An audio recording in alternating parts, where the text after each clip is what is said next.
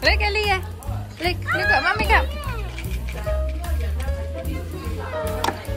Yeah. Oh, no, not. Aliyah. Sad, but everyone is doing it. Yun yung reason kung bakit aalis kami doon sa... Yung ibang nanay sa playgroup namin, they don't work, guys. So, siguro pare-pareho tayo ng goal, no? Meron tayong mga pangarap na gusto nating matupad. And, yeah.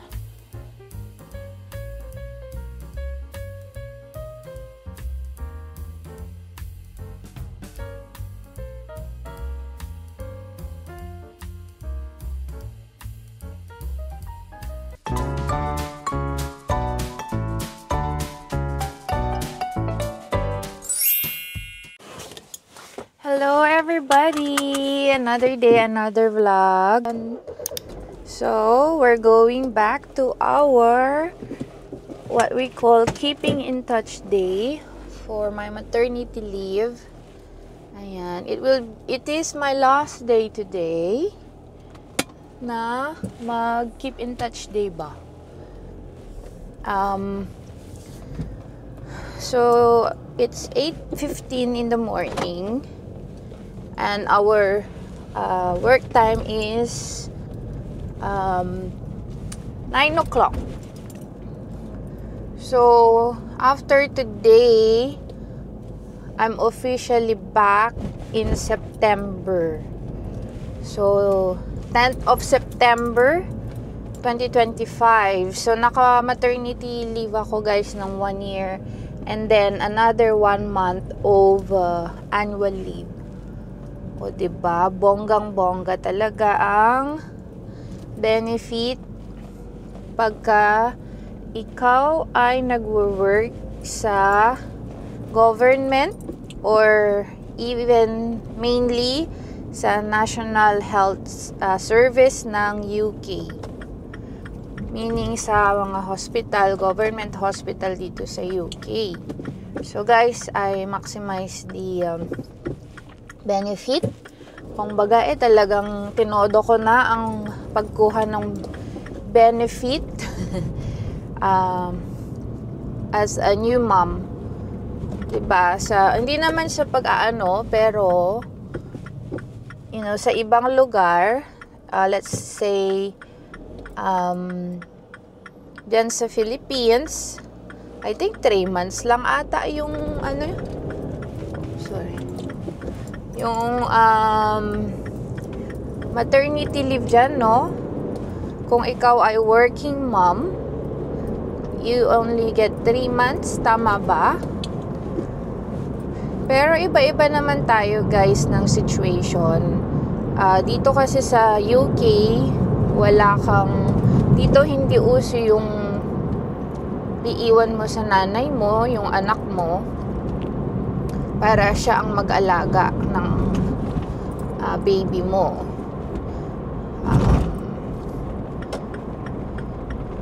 Dito kasi, guys, mga tao dito, hindi sila ganun na tutulungan nila yung mga anak nila full time. Kumbaga, yung iba, tinutulungan nila yung mga anak nila pero part-time lang. Because most of the oldies here in the UK, if you don't know, kahit mga 70 na yan, minsan may part-time job pa rin sila or retired na sila. But actually, madami silang ginagawa sa life. Madami silang mga extracurricular activities, ganon. So, hindi naman sa pagja-judge, pero they want their own life, kumbaga. Kasi pagtutulungan nila yung anak nila, syempre nakatali na sila sa mga apo nila, then they can't have life outside of what they do. Ganon. So, nakatali na sila. So, bihira, I don't think I've met someone na full-time ang parents niya sa paglo-look after ng apo. Katulad ni Aliyah. Okay, let's say Aliyah now is with grandma and Andy. So, Andy is working from home. So, nasa bahay siya whilst working. And then, ang grandma ni Aliyah, pinapunta namin para siya ang mag-look after sa kanya. Pero, mamayang gabi, uuwi na siya. Kasi, si grandma, meron din siyang, kumbaga part-time job ba, ganun. Or, meron din siyang ginagawa sa buhay, like nag-exercise, yung mga ganun ba. They look after themselves too. Meron, diba, may bahay din sila, ganun. Anyway, so, ang mga tao dito talaga, they leave their children sa nursery. Or, you just stop working. Yung ibang nanay sa playgroup namin, they don't work, guys. They get the support that they need financially sa government. Mas minamabuti nila na hindi na lang magtrabaho. Yun yung point of view ko lang naman, guys. So, hindi naman lahat ng is applicable sa mga situations natin sa life. Kayo ba, guys? Can you please comment kung ano yung prefer nyo? To stay at home mom or to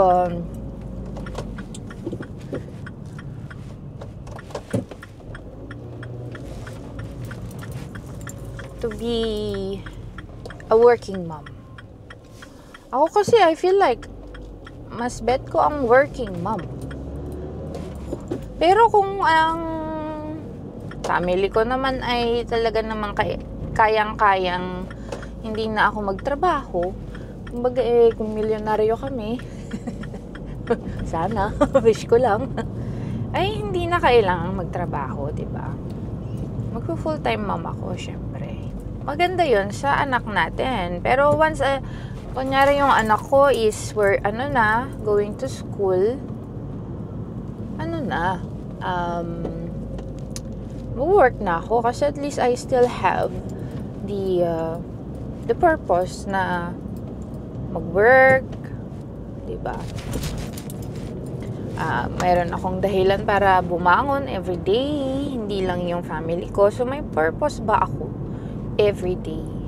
Anyway, guys, doon na lang tayo magchikahan mamaya. Bye! Right, guys, andito na tayo.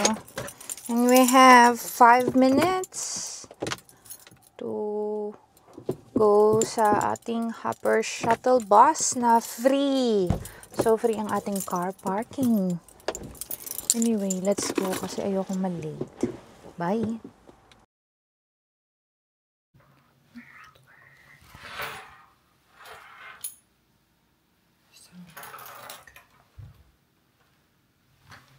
Let's go. Hello! Guys, nakauwi na tayo dito sa bahay. Time check, it's 5:38. Ayan. So, medyo matagal din yung aking travel, 40 minutes. So, umalis ako sa work, 5 o'clock. At ngayon, it's 5:30. Ayan. Maganda ang panahon ngayon, guys. Mainit. Actually, nakita ko si daddy tsaka si little baby and lady, nag-walking sila. So, nadaanan ko sila kanina. Papasok sa subdivision. So, tapos na ang ating Keeping in Touch Day. Today is the last day. And then, ang pasok ko na ulit is sa September. So, may 1 month and a half pa tayo with baby. And then, saka pupunta siya sa nursery. So, yeah, na-enjoy ko yung pagbabalik ko sa work. To be honest, na-miss ko siya. Na Yung, alam mo yun, yung productive ka in a day, in a different way. And then, may nakikita kang pasyente, and it gives you that satisfaction once you give that service to them. Kaya, masaya ako dahil bumalik ako ulit sa work for, familiarization. And dinahandahan naman nila ako na hindi nila ako binigyan ng maraming trabaho. Yun, which is really nice. So, yeah, balik na natin guys. Full-time working mom will be in September. Yes, let's go! So, enjoyin natin ang lahat ng moment habang tayo ay naka-maternity leave. Ayan. So, antayin nga natin si Aliyah. Ay, ayan na si Daddy at saka si Aliyah. Ayan si Aliyah. Tara na guys! Puntahan na natin sila! Hi guys! Tignan nyo yung ginagawa ni Daddy. He is cleaning the pool. Paddle pool. Ang dumi. You can do it like that, not like that. Huh? We can do it like that. Sideways. Yeah, that's what I'm going to do. Looking it this way because of the plugs are there.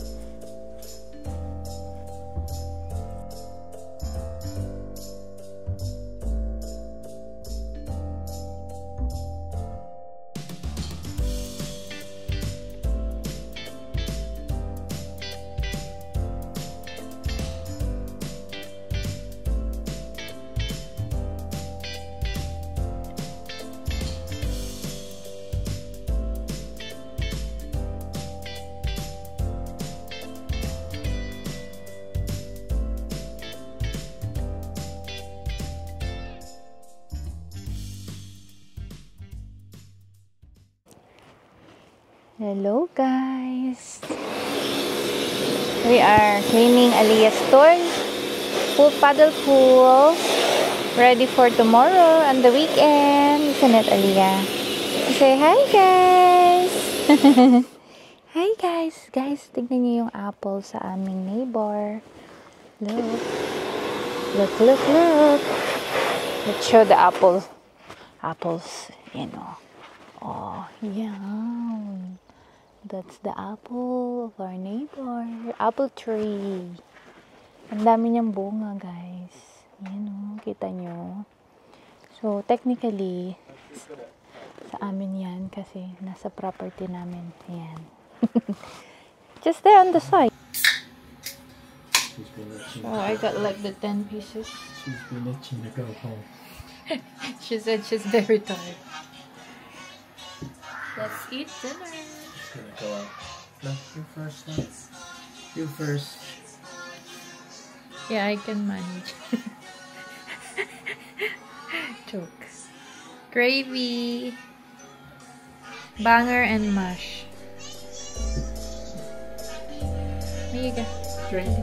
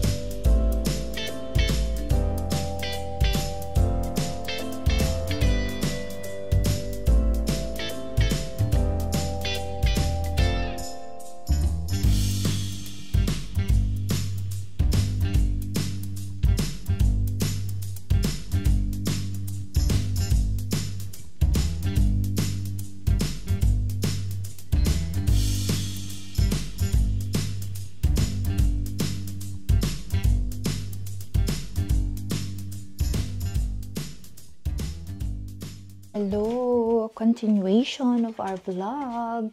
Time check, 11:40 in the morning, and it's Saturday today. And if it's Saturday, guess what we are doing? Time with Aliyah. Ayan, Alia's gonna have her snacky. Are you gonna have your snacks, anak? Meron siyang cold, guys. I think we pick it up from the playgroup. Okay. Yeah, mommy will feed you. Come on. Let's open. Peel it off. Yeah? Let's peel the orange.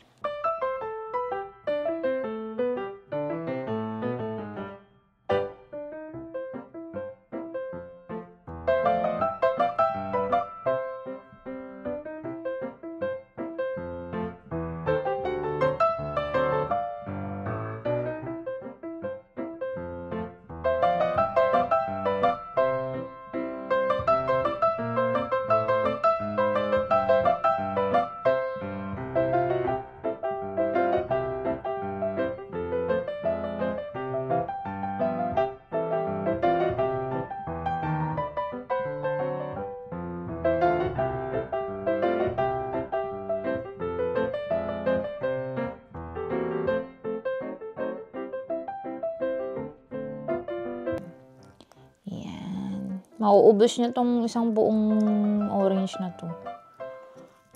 Siya lang kakain. Oh, here's some more, baby, please. No. Alam niya ang no. Here. Good girl. Slowly. Minsan, isusubo niya kasi lahat eh. Here. Oh! Magulo yung bahay namin, guys, because look, of course we have a kid. So, talagang magulo. Ganyan na yan. Pero sa gabi, we try our best to tidy up. Para paggising, we are not waking up with a messy house. So, kahit maging messy ulit, at least tidy nung gumising ka. Oh, here. Slowly, please. Wow, very nice. Here. Oh.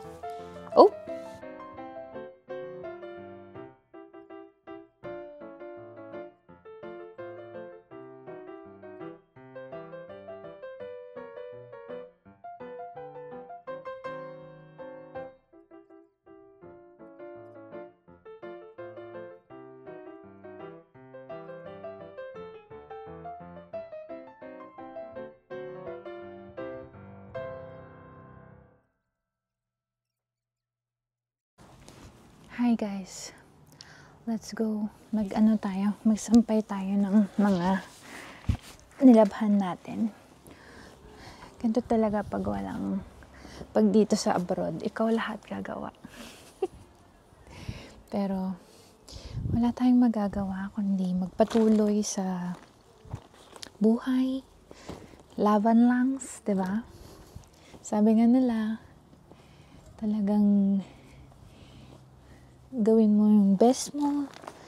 Do your best and God will do the rest. Diba? Always. So, ito. Enjoyin natin ang pagsasampay. Actually, time check mga 3 o'clock na ng hapon. Ngayon lang lumabas yung haring araw. Kanina makulimlim, tas parang uulan. Actually, umulan eh. So, at the moment, tulog si Aliyah. Karga-karga ni Daddy, ni Andy. Kaya, ito ako ang nagsasampay ng damit. Anyway, guys, update lang.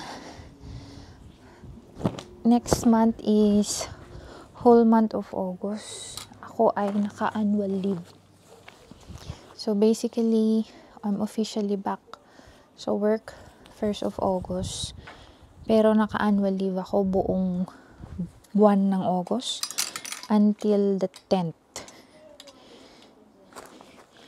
And then, saka tayo babalik sa work full time.